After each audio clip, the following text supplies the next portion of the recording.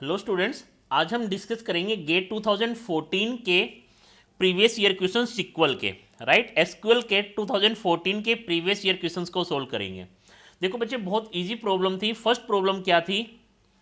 First problem है, given है बच्चे आपको टू स्कीमाज गिवन है, एक एम्प्लॉय स्कीमा एक department schema, right. And problem statement क्या है? You want to display the last name and hire date, means कौन सा एम्प्लॉय का लास्ट नेम क्या है और उसकी हायर डेट क्या है। अब हायर डेट में भी इंपॉर्टेंट पॉइंट क्या था बच्चे? ऑफ ऑल लेटेस्ट हायर, जो सबसे रिसेंट में हायर हुए हैं in their respective department. Suppose करो बच्चे, एक डिपार्टमेंट है, उसमें 10 एम्प्लॉय हैं। तो मान लो बच्चे, जो सबसे पहले एम्प्लॉय हायर हुआ था उसकी आईडी 1 थी और जो सबसे लास्ट में हुआ था उसकी आईडी 10 थी। इट मीन्स मुझे 10th वाला एम्प्लॉय निकालना है, राइट, क्योंकि वो रिसेंट में, वो ही लेटेस्ट है जो सबसे लास्ट में हायर हुआ है, सबसे रिसेंट में हायर हुआ है, राइट। और बच्चे उस डिपार्टमेंट की लोकेशन क्या है? 1700। लोकेशन आईडी किस में है बच्चे? आपकी डिपार्टमेंट में है, तो डिपार्टमेंट की लोकेशन क्या है? 1700, राइट। तो अब बच्चे ये क्वेरी गिवन है इस प्रॉब्लम के लिए, इस क्वेरी के लिए बच्चे, इस प्रॉब्लम के लिए ये क्वेरी गिवन है और मुझे चेक करना है कि ये क्वेरी क्या राइट आउटपुट दे रही है, रॉन्ग दे रही है। देखो बच्चे, इनका आपको पता है बच्चे, इन क्या काम करता है। अब देखो प्रॉब्लम क्या है, पहले हम नेस्टेड क्वेरी यूज करते हैं बच्चे। सबसे पहले हम नेस्टेड क्वेरी को यूज करेंगे, राइट। अब देखते हैं कैसे बच्चे। नेस्टेड क्वेरी में क्या क्या फाइंड आउट कर रहा हूं? Department ID and maximum of hire date. अब बच्चे आपने देखा था बच्चे, हमने चेक किया था कि डेटा टाइप क्या क्या हो सकते हैं सिक्वल में। तो डेट का डेटा टाइप चेक किया था बच्चे, राइट। डेट के डेटा टाइप में हमने देखा था बच्चे 10 पोजीशंस होंगी, राइट। 4 ईयर्स की, एक स्पेस की, फिर 2 मंथ्स की, फिर स्पेस और फिर 2 डेट की बच्चे, राइट। तो इस हिसाब से बच्चे हमें मैक्सिमम हायरिंग डेट निकालनी है, राइट। अब देखो बच्चे, हमने क्या किया, एक एम्प्लॉय टेबल को यूज किया है और एक डिपार्टमेंट यूजिंग डिपार्टमेंट आईडी। अब बच्चे डिपार्टमेंट टेबल में से डिपार्टमेंट आईडी को लेके एम्प्लॉय और डिपार्टमेंट टेबल को ज्वाइन किया। इट मीन्स एम्प्लॉय में भी क्या है बच्चे? एम्प्लॉय में भी डिपार्टमेंट आईडी है, यस सर। क्या डिपार्टमेंट में भी डिपार्टमेंट आईडी है? Yes sir. इनके बेसिस पे ज्वाइन हो रहा है, means equi join operation perform हो रहा है। आ रहा है बच्चे समझ में? हमने बच्चे ऑलरेडी डिस्कस किया हुआ है सिक्वल में ज्वाइन कैसे ऑपरेशन परफॉर्म करता है, राइट। और हमेशा ज्वाइन फ्रॉम क्लोज में होगा सिक्वल में, राइट। तो बच्चे जिन जिन एम्प्लॉय की डिपार्टमेंट आईडी और डिपार्टमेंट का डिपार्टमेंट आईडी सेम होगा, वो मेरे आउटपुट में आएगा फ्रॉम क्लोज के। फ्रॉम क्लोज में बच्चे एक टेबल आ जाएगी, उस टेबल में कौन कौन से रिकॉर्ड होंगे? देखो बच्चे, जिनकी डिपार्टमेंट आईडी और एम्प्लॉय का डिपार्टमेंट आईडी वैल्यू सेम होगा, राइट बच्चे। अब देखो बच्चे, अब इनमें से भी कौन सा सेलेक्ट करना है? Where location ID is equal to 1700।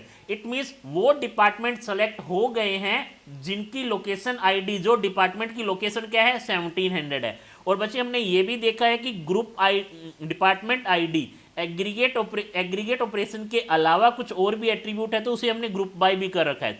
It means ये नेस्टेड क्वेरी राइट है। और नेस्टेड क्वेरी मुझे क्या आउटपुट देगी? नेस्टेड क्वेरी मुझे आउटपुट दे रही है बच्चे डिपार्टमेंट आईडी, और उसमें से क्योंकि बच्चे एम्प्लॉय और डिपार्टमेंट में ज्वाइन किया है, तो सारे एम्प्लॉय के एट्रीब्यूट आएंगे, सारे डिपार्टमेंट के एट्रीब्यूट आएंगे। आ रहा है बच्चे समझ में? और डिपार्टमेंट आईडी भी रिपीट होगा बच्चे, ये एट्रीब्यूट भी रिपीट होगा, क्योंकि मैं नेचुरल ज्वाइन नहीं कर रहा हूं, नॉर्मल ज्वाइन कर रहा हूं। नॉर्मल ज्वाइन का मतलब होता है बच्चे इनर ज्वाइन, ना कि नेचुरल ज्वाइन, राइट। तो डिपार्टमेंट आईडी भी बच्चे यहां पे रिफ्लेक्ट होगा जब फ्रॉम क्लोज के आउटपुट में आएगा। इस टेबल के आउटपुट में डिपार्टमेंट आईडी 2 टाइम्स आएगी। आ रहा है बच्चे समझ में?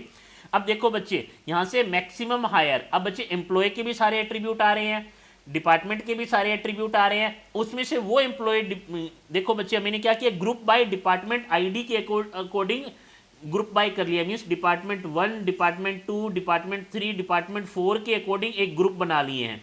अब डिपार्टमेंट 1 में बहुत सारे ऐसे हो सकते हैं बच्चे, डिपार्टमेंट जो 1 है हो सकता है उसके लोकेशन 1700 पे ऑफिस हो, राइट बच्चे।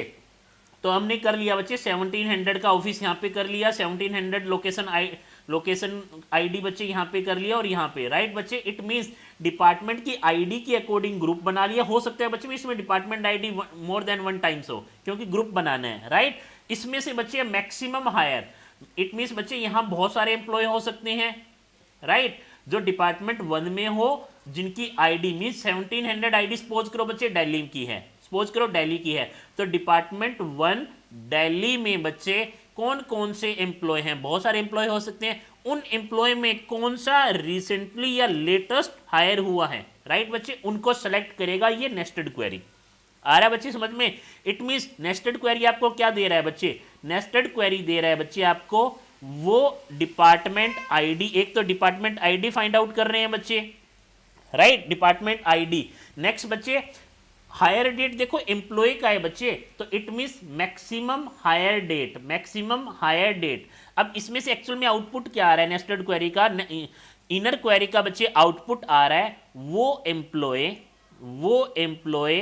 जो बच्चे लेटेस्ट हायर हुए हैं डिपार्टमेंट लोकेशन 1700 में, राइट बच्चे, ये आ जाएगा मेरा।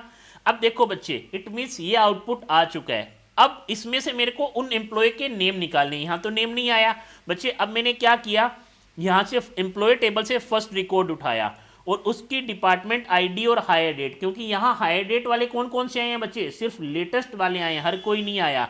तो मैं देखूंगा ये वाला, अगर department ID with hire date इसमें है तो सेलेक्ट हो जाएगा, अगर है इट मीन्स वो कौन सा एम्प्लॉय था, वो एम्प्लॉय था जो 1700 लोकेशन आईडी पे काम कर रहा था और लेटेस्ट एम्प्लॉय है जो हायर हुआ है, लेटेस्ट एम्प्लॉय है हायर हुआ है इस डिपार्टमेंट में। तो बच्चे डिपार्टमेंट मैच कर जाएंगे, डिपार्टमेंट मैच कर जाएंगे, हायर डेट मैच कर जाएगी। इट मीन्स वो 1700 लोकेशन पे जो डिपार्टमेंट है उस डिपार्टमेंट में काम कर रहा है। मैक्सिमम हायर डेट का मीनिंग है बच्चे लेटेस्ट एम्प्लॉय जो हायर हुआ है, राइट बच्चे।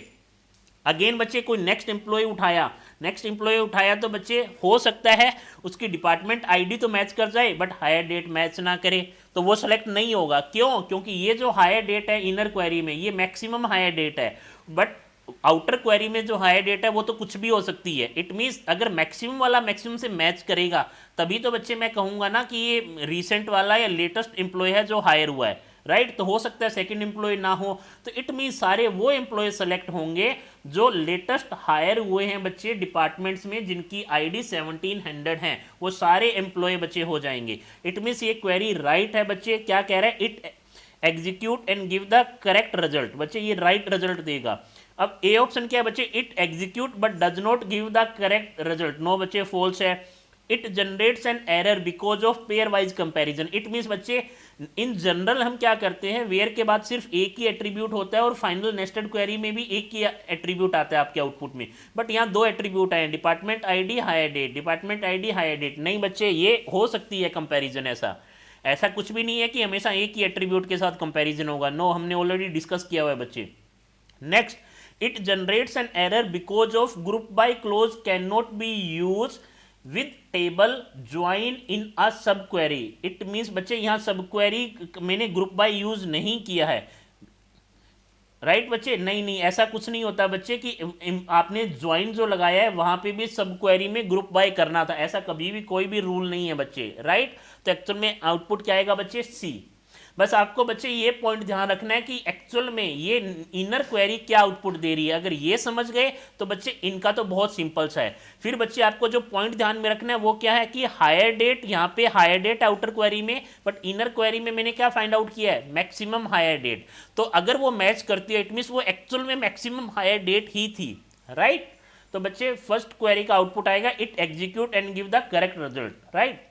अब देखो बच्चे सेकंड वाली बहुत ही इजी प्रॉब्लम थी, बट बच्चे एक्चुअल में डायरेक्ट देख के आप ये क्वेरी नहीं फाइंड आउट कर सकते, राइट। देखो बच्चे सिंपल सा स्टेटमेंट है, क्या है, एसक्यूएल अलाउ डुप्लीकेट टपल्स, हमें पता है बच्चे, and correspondingly define the multiplicity of tuples, it means repetition of tuples in the result of join. Yes बच्चे, which one of the following query always gives the same answer as the nested query। अब देखो बच्चे इस query को करने से पहले आपको सबसे पहले ऑप्शंस को देखना होगा। अगर मैं ऑप्शंस में जाऊं तो मुझे क्या सेलेक्ट करना है, आर में से कुछ डेटा सेलेक्ट करना है। अब बच्चे ये देखो आर में से डिस्टिंक्ट डेटा सेलेक्ट करना है। इट मींस बच्चे जब भी इस टाइप की क्वेरी करो तो सबसे पहले ऑप्शंस देखो और ऑप्शंस देखने के अकॉर्डिंग ही कोई टेबल बनाओ, राइट, क्योंकि आर यहाँ रिपीटिशन अलाउड कर सकता है, यहाँ डिस्टिंक्ट कर रहा है। सेम बच्चे यहाँ एस, एस क्या कर रहा है बच्चे, डिस्टिंक्ट ए,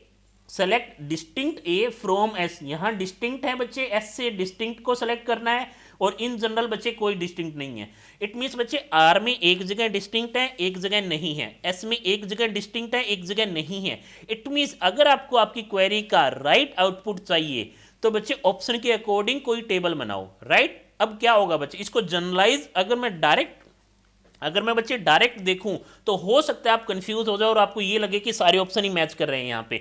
तो इसके लिए सिंपल वे है बच्चे, मे बी 2 to 3 मिनट्स लग जाएंगे इस प्रॉब्लम को सोल्व करने में, बट स्टिल आप एक एग्जांपल लेके सोल्व करो। सेकंड पॉइंट, आप ऑप्शन से ये देखो कि क्योंकि ऑप्शन में आर में भी डिस्टिंक्ट है, एस में भी डिस्टिंक्ट वर्ड लगा हुआ है, इट मीन्स आप बाय डिफॉल्ट रिपीटिशन लो बच्चे। अगर रिपीटिशन लेते हो तो आपको आइडिया लग जाएगा कि क्या रिपीटेड आउटपुट आ रहा है, क्या डिस्टिंक्ट आउटपुट आ रहा है। अगर आ रहा है तो ये इस वैल्यू के साथ मैच कर रहा है या नहीं कर रहा, राइट। तो हम एक एग्जांपल लेते हैं बच्चे। मैंने सपोज करो एक आर टेबल ली है बच्चे।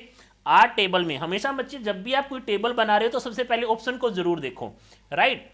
मान लो बच्चे कोई ऐसी प्रॉब्लम है कि ये वो एम्प्लॉय निकाल रहा है जिनके ग्रुप में 5 से ज़्यादा एम्प्लॉय हैं, तो बच्चे आप एटलीस्ट 2 ऐसे ग्रुप बनाओ या एटलीस्ट 3 ऐसे ग्रुप बनाओ जिसमें एक ग्रुप में 5 से कम एम्प्लॉय हो, एक में 5 एम्प्लॉय हो और एक में 5 से ज़्यादा एम्प्लॉय हो। तो आपको करेक्ट इन्फॉर्मेशन मिलेगी आपकी क्वेरी की, राइट। तो इट मीन्स हमेशा बच्चे जब भी क्वेरी के ऑप्शंस देख रहे हो तो जब भी आप टेबल बनाओ तो उनके काउंटर एग्जाम्पल, काउंटर डेटा भी सेट करो जिसे आप बच्चे एग्जैक्ट क्वेरी का आउटपुट फाइंड आउट कर पाओ, राइट। एक टेबल है आर, आर में बच्चे मान लो मैंने ए और बी एट्रीब्यूट लिया है। एक टेबल है बच्चे एस, इसमें ए और सी लिया है क्योंकि बच्चे ए ही निकालना है मुझे, राइट। सपोज करो मेरे को रिपीट करना है बच्चे वैल्यू, तो मैंने क्या किया, आर में बच्चे एक लिया 1 2, रिपीटिशन चाहिए मेरे को ए का, तो 1 2 मान लो बच्चे।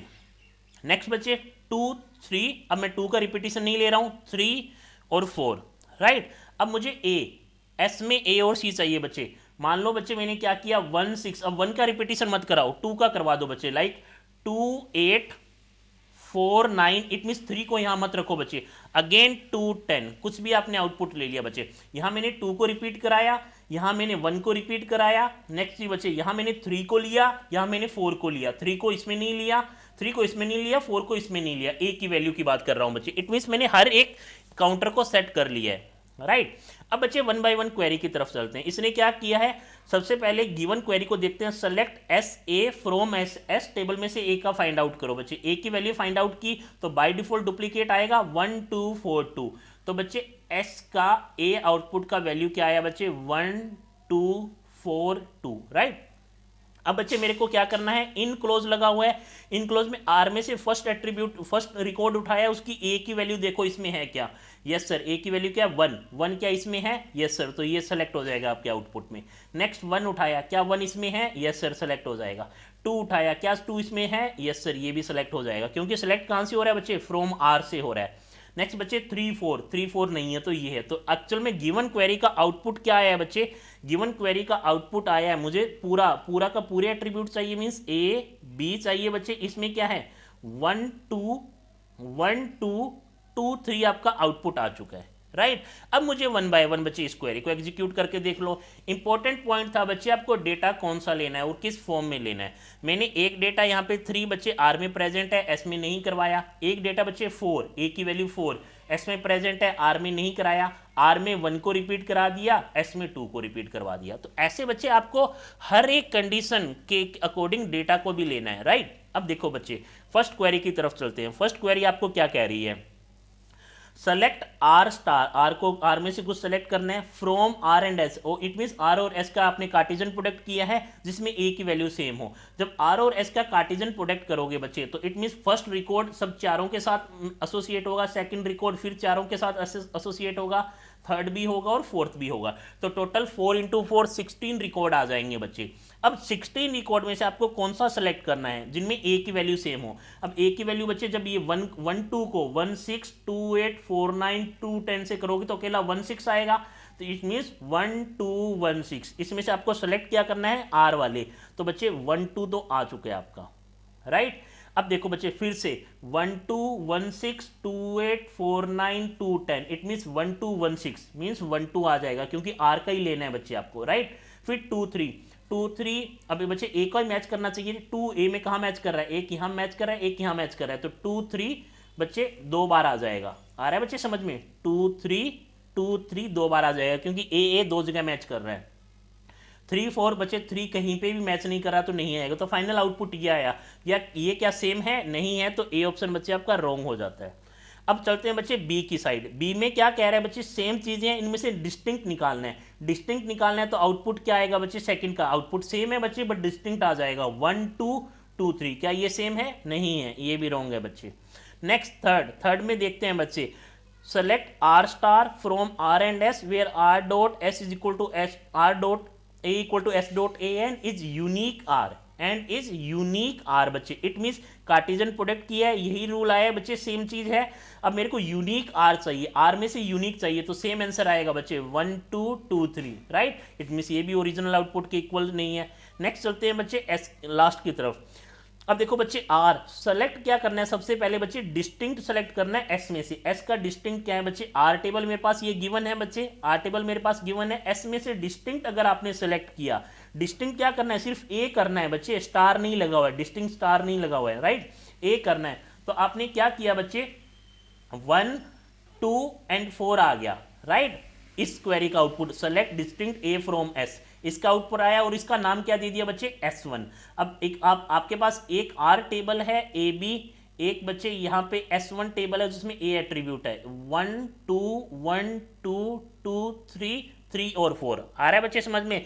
अब क्या करना है बच्चे, इट मीन्स दो टेबल है, कार्टेशियन प्रोडक्ट कराओगे तो किस किस की वैल्यू सेम होनी चाहिए, R dot A equal to S one dot A की।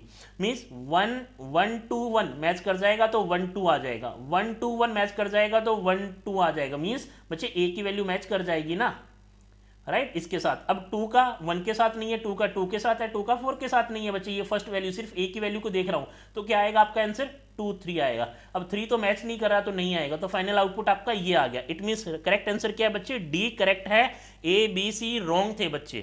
तो आपको बच्चे डायरेक्ट देखने से कई बार विजुअलाइज नहीं कर पाओगे कि एक्चुअल में ये क्या फाइंड आउट करने की कोशिश कर रहा है, क्योंकि सिंपल सा एट्रीब्यूट है। एक बार बच्चे नेस्टेड वाले में उसने डिस्टिंक्ट लगा दिया, एक बार नहीं लगाया, राइट। तो आप क्या करो बच्चे, जब भी जो भी इनपुट डेटा ले रहे हो वो ध्यान से लेना होगा आपको, राइट। इट मीन्स ऐसा डेटा लो बच्चे जो चारों कंडीशन में से हर एटलीस्ट एक एक कंडीशन हर एक की बच्चे फॉलो कर रहा हो। आ रहा है बच्चे समझ में। तो इसका राइट आंसर क्या था बच्चे, डी। नेक्स्ट मूव करते हैं बच्चे अपने एक और इजी क्वेरी की तरफ। बहुत सिंपल क्वेरी थी बच्चे, अगेन 2014 में। देखो डायरेक्ट दिखने से पता लग जाएगा बच्चे, इसमें आपको टेबल बनाने की जरूरत नहीं है। एक एम्प्लॉय टेबल था, एक कस्टमर टेबल था, राइट। एम्प्लॉय में employee ID, employee name, employee का डिपार्टमेंट, कस्टमर का था बच्चे, राइट। अब देखो sales sales report ID is a foreign key referring to employee ID. Means बच्चे ये एम्प्लॉय आईडी को रेफर कर रहा है बच्चे। Sales report ID means employ ID of the employee relation. Assume that each employee makes a sale to at least one customer. ये important point है। Means बच्चे हर एम्प्लॉय ने एक सेल की है एटलीस्ट वन कस्टमर के साथ, राइट। अब बच्चे मैं एक एम्प्लॉय हूं, मैंने किसी कस्टमर को कोई प्रोडक्ट बेचा है, एटलीस्ट एक ऐसा प्रोडक्ट बेचा है। अब मैंने बेचा तो बच्चे उस कस्टमर ने मुझे रेटिंग दी, राइट। अब रेटिंग दी, अब देखो क्या है, फाइंड आउट क्या करना है। ये क्वेरी क्या फाइंड आउट कर रही है बच्चे, सबसे पहले तो नॉट एग्जिस्ट। इट मीन्स ये क्वेरी कौन सी है, कोरिलेटेड क्वेरी है। कैसे पता लगा बच्चे, customer sale ID equal to E dot E M P I D. It means employ ID को यूज कर रहा है, तो बच्चे रेफरेंस हो रहा है, रेफरेंसिंग है चीजें, तो कोरिलेटेड नेस्टेड क्वेरी है। तो अब क्या होता है कोरिलेटेड में बच्चे, एम्प्लॉय से एक रिकॉर्ड उठाऊंगा और चेक करूंगा कि यहाँ प्रेजेंट है या नहीं है, इसमें एग्जिस्ट है या नहीं है। नॉट एग्जिस्ट मीन्स एग्जिस्ट नहीं होना चाहिए, एग्जिस्ट मीन्स एग्जिस्ट होना चाहिए, राइट। अब देखो बच्चे इंपॉर्टेंट पॉइंट है, सबसे पहले हम ऑप्शन को रीड करते हैं। मैंने फिर से कहा है बच्चे, हमेशा कभी भी एसक्यूएल क्वेरी हो तो उसके ऑप्शंस को रीड कर लो जब आपको गिवन टेबल नहीं हो, उससे थोड़ा इजी हो जाता है। देखो बच्चे फर्स्ट प्रॉब्लम क्या है, name of all employee with at least one of their customer having a good rating, right, okay. It means उन सभी एम्प्लॉय का नाम रिटर्न कर रहा है जिनमें एटलीस्ट एक ऐसे उनके कस्टमर है जिन्होंने उनको अच्छी रेटिंग दी है। Next, name of the all employee with at most one of their customer having a good rating, right. Next बच्चे, name all the employee with none of their customer having a good rating. Next बच्चे name of all the employee with all their customer, सभी customer ने, उन सभी employ के सभी customer ने अच्छी रेटिंग दी है, गुड रेटिंग, राइट। अब देखो बच्चे इंपॉर्टेंट पॉइंट क्या है, चलते हैं सबसे पहले इनर क्वेरी की तरफ। इनर क्वेरी में कस्टमर आईडी निकाल रहा है, कस्टमर से टेबल बच्चे कुछ ये कर रहा है, रेटिंग क्या है, not equal to good, means rating अच्छी नहीं है। अब बच्चे देखो ये हो सकता है कि एक जो एम्प्लॉय है ना, एक एम्प्लॉय ने किसी एक ही कस्टमर को, क्योंकि एटलीस्ट वन कस्टमर को उसने बच्चे कोई ना कोई सेल की है, तो एक एम्प्लॉय ने एक कस्टमर को दिया कोई बच्चे, राइट, और उस कस्टमर ने क्या रेटिंग दी बच्चे, हो सकता है गुड दी हो। नेक्स्ट बच्चे ऐसा भी हो सकता है एक एम्प्लॉय ने एक ही कस्टमर को बच्चे कुछ प्रोडक्ट बेचा और उसने क्या दिया हो, नॉट गुड, ये भी हो सकता है बच्चे, राइट। अब बच्चे इंपॉर्टेंट देखो, ये भी हो सकता है कि एक एम्प्लॉय ने कस्टमर, दो कस्टमर को कोई बच्चे, एटलीस्ट वन कस्टमर है तो दो कस्टमर को बेचा, एक ने उसे गुड रेटिंग दी है, एक ने नॉट गुड दी है, राइट। मैंने इट मींस बच्चे तीनों सिनारियो को ले लिया है, राइट। अब नेक्स्ट अगर देखें, चलो एक और ले लेते हैं बच्चे, एम्प्लॉय है, एम्प्लॉय ने बच्चे कई कस्टमर को दिया है, अब कई कस्टमर सबने उनको नॉट गुड दिया है, राइट। और एक केस और बन सकता है, एम्प्लॉय है बच्चे, उसने बहुत सारे कस्टमर को कोई सेल किया है और सबने गुड, वेरी गुड दिया है, राइट बच्चे, रेटिंग दी है। अब देखो बच्चे समझ में आ जाएगी आपको क्वेरी, क्वेरी क्या है बच्चे, sales, customer sales REPID is equal to employ ID, rating good नहीं है, इट मीन्स रेटिंग गुड नहीं है। तो यहां पे अगर देख लो बच्चे, एक ऐसा एम्प्लॉय है, एक ऐसा एम्प्लॉय है जिसने बच्चे, एक ऐसा कस्टमर है जिसने उस एम्प्लॉय को रेटिंग अच्छी नहीं दी, तो वो तो यहां आएगा ना, वो तो यहां आएगा बच्चे, क्योंकि अगर एक भी ऐसा कस्टमर है जिसने बच्चे रेटिंग अच्छी नहीं दी है, तो बच्चे वो एम्प्लॉय का यहां तो नाम आएगा ही आएगा। एक्चुअल में कस्टमर ID आ रही है, राइट, बट एक्चुअल में किसको दिया है बच्चे, एम्प्लॉय को ही दिया है ना। अब देखो बच्चे, मान लो आपने फर्स्ट एम्प्लॉय उठाया, क्या ये एम्प्लॉय यहां एग्जिस्ट नहीं करता, ये चेक करना। ये एग्जिस्ट कब नहीं करेगा, जब बच्चे उस एम्प्लॉय को not equal to good rating नहीं मिली हो, राइट, नॉट एग्जिस्ट। अगर उसे मिली है तो वो एम्प्लॉय यहां एग्जिस्ट करेगा बच्चे, करेगा, तो बाहर से जब जो एम्प्लॉय आया है वो यहां अंदर भी प्रेजेंट होगा बच्चे। पर मुझे क्या चाहिए, नॉट एग्जिस्ट, एग्जिस्ट नहीं होना चाहिए। अगर किसी भी एम्प्लॉय को कस्टमर ने बैड रेटिंग दी है तो बच्चे ये यहां आएगा ही आएगा। आ रहा है बच्चे समझ में, देखो बच्चे, गुड और नॉट गुड, ये एम्प्लॉय आया, मान लो बच्चे ये एम्प्लॉय आया। अब बच्चे इस वजह से तो क्या पता ये इनर क्वेरी के आउटपुट में नहीं आएगा, बट ये सेकंड वाले केस की वजह से तो इनर क्वेरी में आ जाएगा ना, राइट बच्चे। इट मीन्स अगर एक भी एम्प्लॉय को बैड रेटिंग मिली है तो वो नेस्टेड क्वेरी में आएगा ही आएगा, क्योंकि दोनों कंडीशन फुलफिल हो जाएगी बच्चे। तो इट मीन्स वो एम्प्लॉय कभी सेलेक्ट होगा ही नहीं। आ रहा है बच्चे समझ में, वो एम्प्लॉय कभी सेलेक्ट होगा ही नहीं। इट मीन्स बच्चे आंसर क्या आएगा, name of all employee with all their customer having good rating.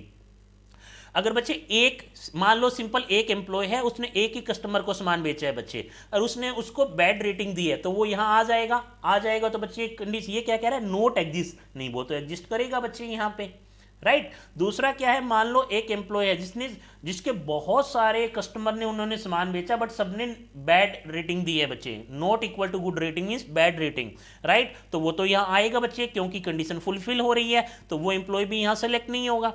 अब बच्चे एक ऐसा एम्प्लॉय है जिसने एक ही कस्टमर को बेचा और उसकी गुड रेटिंग है, तो गुड रेटिंग है तो मींस वो एम्प्लॉय, उस एम्प्लॉय का नेम बच्चे या वो employ not exist in this, yes sir exist नहीं करेगा, क्योंकि कंडीशन क्या है, not equal to good, but actual में उसे तो बच्चे इक्वल टू गुड रेटिंग मिला है, तो वो नहीं आएगा, तो वो सेलेक्ट हो जाएगा। अब नेक्स्ट ये वाला केस बच्चे, हो सकता है एक एम्प्लॉय ने मोर देन वन कस्टमर को कोई प्रोडक्ट बेचा हो बच्चे, सेल किया और सबने गुड रेटिंग दी हो, तो बच्चे वो भी इनर क्वेरी में नहीं आएगा, राइट। इट मीन्स चाहे एक बेचा हो या एक से ज्यादा बेचा हो, बट हर टाइम उसे कैसी रेटिंग मिलनी चाहिए, गुड रेटिंग। इसीलिए बच्चे name of all employee with all their customer having good rating. तो बच्चे आपको बड़े आसान से देखना होगा बच्चे कि एक्चुअल में नेस्टेड क्वेरी गिवन क्या कर रही है, तभी वो एम्प्लॉय सेलेक्ट होगा बच्चे, राइट। और क्वेरी क्या थी, नॉट एग्जिस्ट की थी बच्चे, राइट। अगर एग्जिस्ट की होती बच्चे तब क्या होता, एटलीस्ट एक ऐसा एम्प्लॉय एटलीस्ट एक ऐसे कस्टमर जिसने उसे बैड रेटिंग दी है बच्चे, वो वाले सेलेक्ट हो जाएंगे। आ रहा है बच्चे समझ में? तो इसके अकॉर्डिंग बच्चे आपको 1 बाय 1 ऑप्शन को देख के करना है। गेट 2014 में तीनों क्वेश्चंस अच्छे थे बच्चे, राइट? तो ध्यान से देख के बच्चे नेस्टेड क्वेरी को एग्जीक्यूट करके फिर देखो, और जब भी बच्चे कुछ इजी प्रॉब्लम लग रही हो तो आप स्कीमा बना सकते हो, इंस्टांस बना सकते हो, राइट बच्चे? तो ये हमारी 3 प्रॉब्लम थी। अगर कोई भी आपको डाउट आए आप मैसेज करें, हम उसको दोबारा से डिस्कस कर लेंगे। Thank you so much.